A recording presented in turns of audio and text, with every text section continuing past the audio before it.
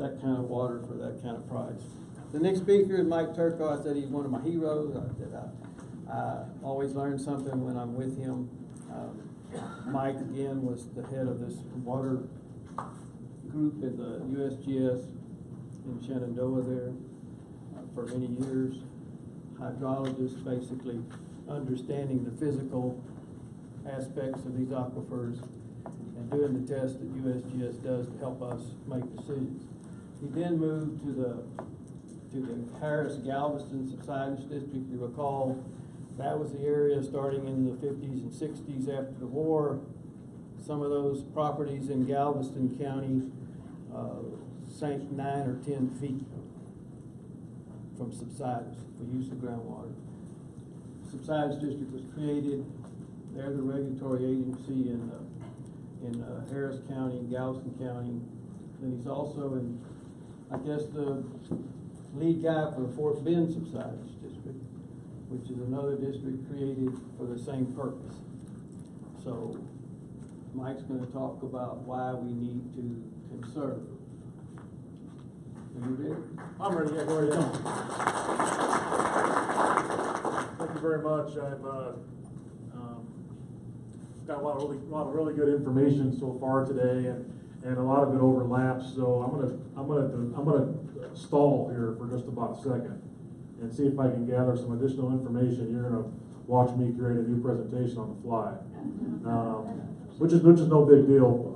Typically, when I work with Paul, that's kind of the way it works.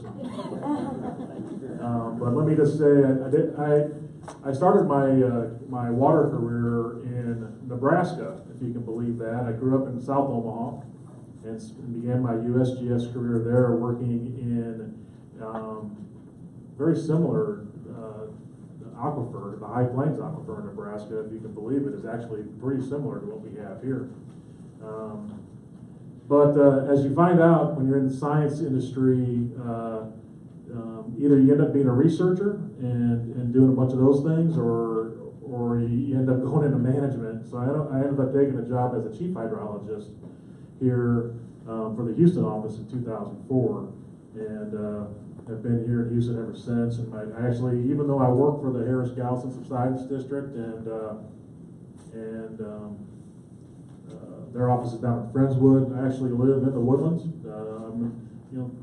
Village of all the woods, and we didn't win any water conservation things. And I can tell you that I'm probably part of the problem, because until I started working with Paul and Bob and others, I'll be the first to admit that I didn't have a clue of how I should be operating my outdoor irrigation or any of those types of things. So it's been a learning experience for me, and certainly I know it's a learning experience for a lot of people out there in the community.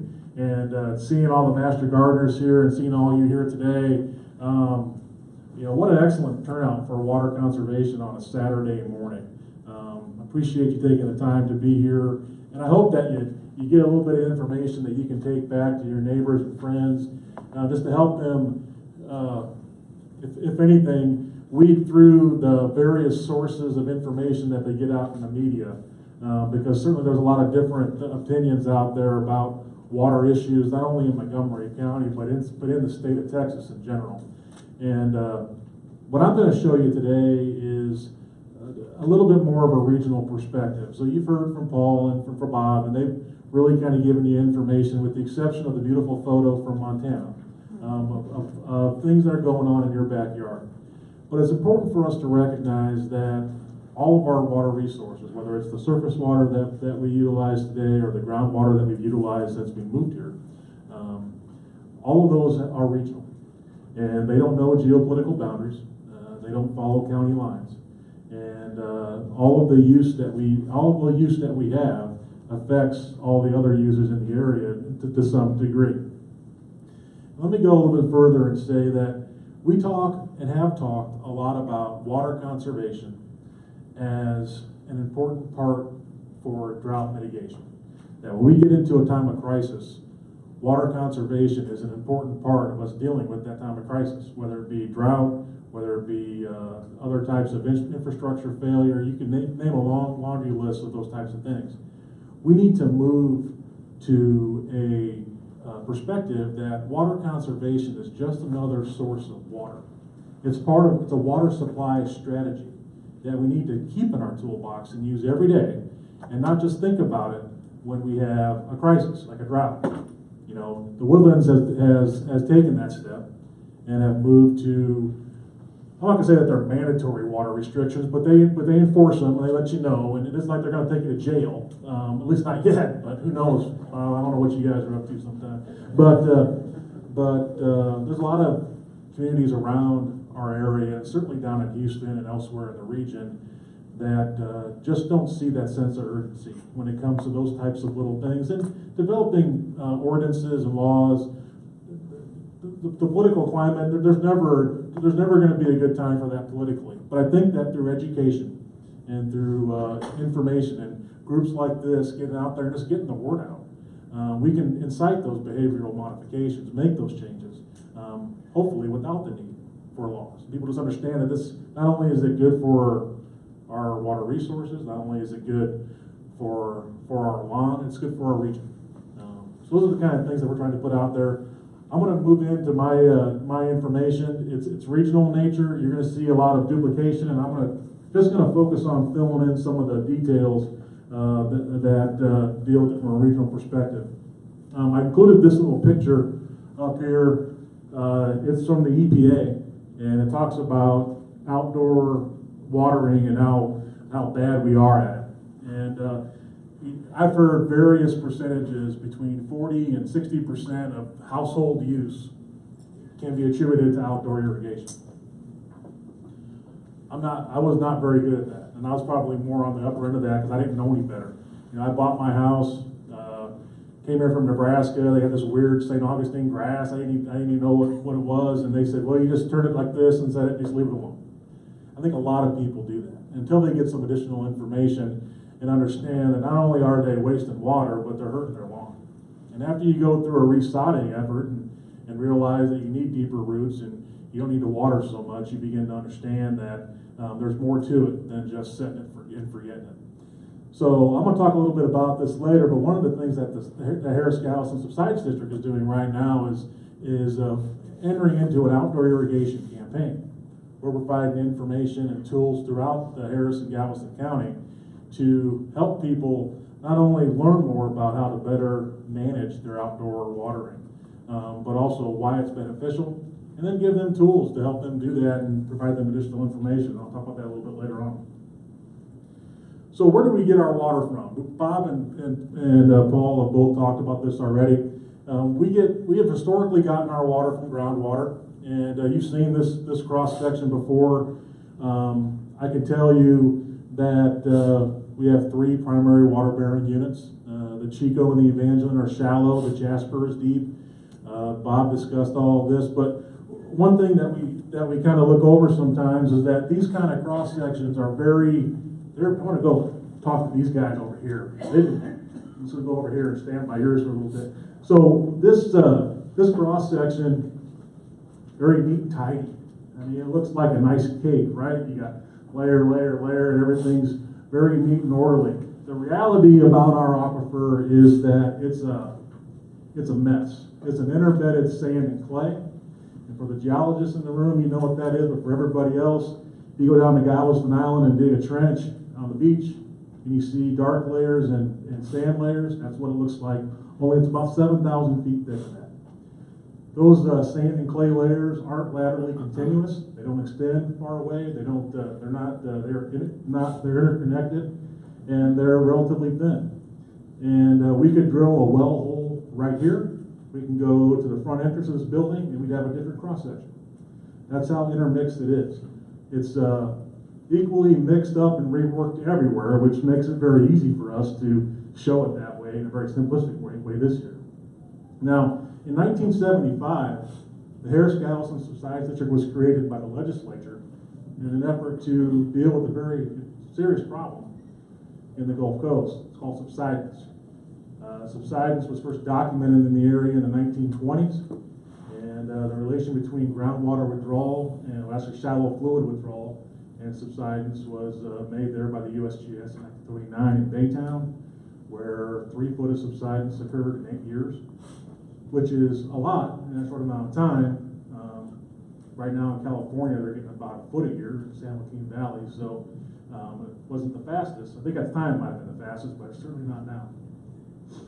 So back in the 70s, the community went to the legislature and said, look, you need to fix this problem because we're worried about flooding. We're worried about our infrastructure. We're worried about our water levels declining and the ability for us to provide good water over time. So we began regulating groundwater at that time and basically said, look, if you're near the coast, you need to get off of groundwater as fast as you can. And those folks did. And over time, we've seen a reduction in groundwater in our area. Let me give you an example of what that looks like.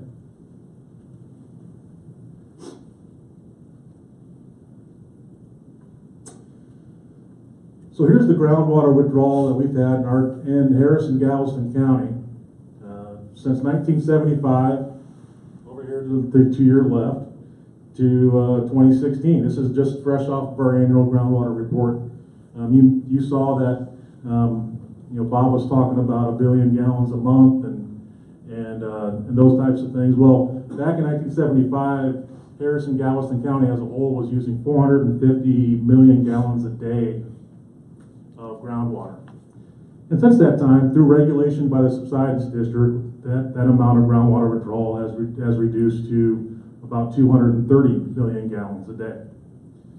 But if you compare that to what the total water demand is for the area, you can see that the total water demand in 1975 was just somewhere in the neighborhood of about 750 million gallons a day. And in 2016, we were just shy of 1 billion gallons a day. So there's a lot of water being necessary to support the population and the population growth, not only in Houston, but in the surrounding areas. One interesting thing to think about when we talk about our source waters is that it's not just groundwater. Recently Montgomery County has gone through a similar conversion for similar reasons. Declining water levels and certainly subsidence occurring in this area right now has led to regulation in Montgomery County. And when we look at that, we've changed the way that we've looked at our source waters, and now we're utilizing surface water.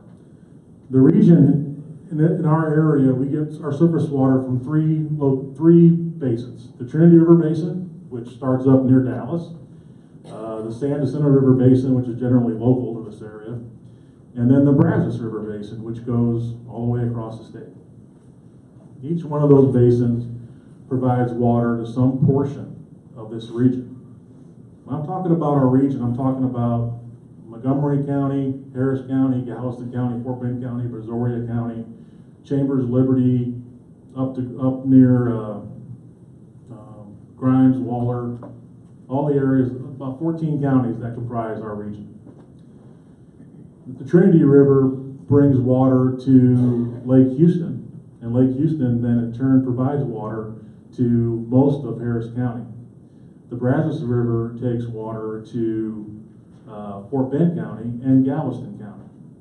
The San Jacinto River Basin provides water here locally in Montgomery County, but because it's owned by the city of Houston, partially by the city of Houston anyway, can and has provided water to Lake Houston and to the city of Houston's supply. For those of you that were around during 2011, you remember that happening, and certainly that was a very contentious issue at that time. The issue that we have with our source waters is that we've diversified our source waters, and we've recognized over time that our groundwater resources can't be the only egg in the basket. That we have to have some diversification because our groundwater resources, like Bob mentioned, don't recharge very quickly. And as population increases, as water demands increase, and you'll see a slide on this here in a minute, water levels decline in the aquifer. And as water levels decline, it's more difficult and more costly to pull water out of the ground. It not only does it cause subsidence, but it causes issues with your pumps. Your pumps start sucking air, your pumps burn up, you have to lower your pumps, you have to drill new wells, deeper wells, and all of that comes at a cost. So a diversification of our source waters is a good way to mitigate those issues, with the idea that you're always trying to find that middle ground between the cost of infrastructure and the need for diversification, and that's a lot of the planning that goes along in this area. There is some reclaimed and reused water in the region, but I tell you, it's a small portion of the total water demand that we have here. Desalinated water is being utilized in Montgomery County and the Catahoula. For those who don't know, the Catahoula exists below the Jasper Aquifer. It's in comparison to the other ones, very, I would call it local in scale. It has some varying water quality issues, but typically they have to either cool it off or mix it with fresh water to desalinate it. And we do have other desalination projects with groundwater that exist in Fort Bend County and in southern Harris County that are one's related to municipal supply and one's related to oil and gas withdrawal. But desalinated groundwater in our area still has the same issues with it, unless that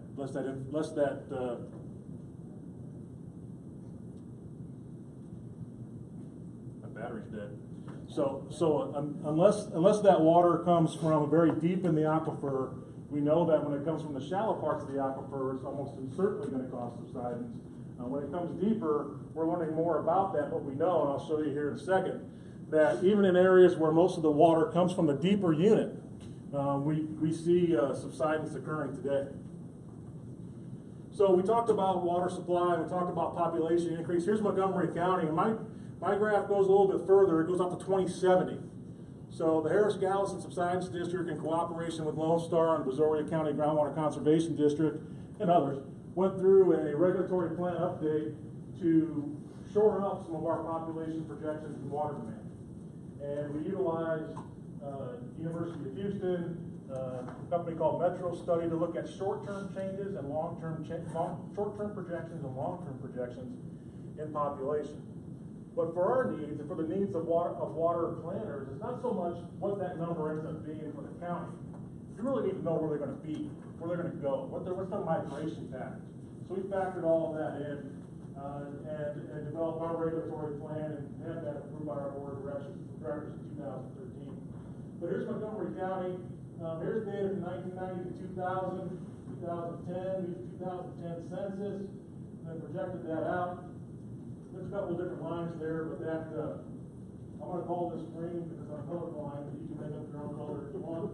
And Montgomery County, 500,000 people to, what, 1.9? That's a lot of folks. And that's a lot of concrete in this area. And a big issue for water supply. Another great reason why you have to diversify your source waters. Look at Harris County, just to give you some context. Harris County going from somewhere in the neighborhood of 4 million people in 2010 to 6.2 million in 2070.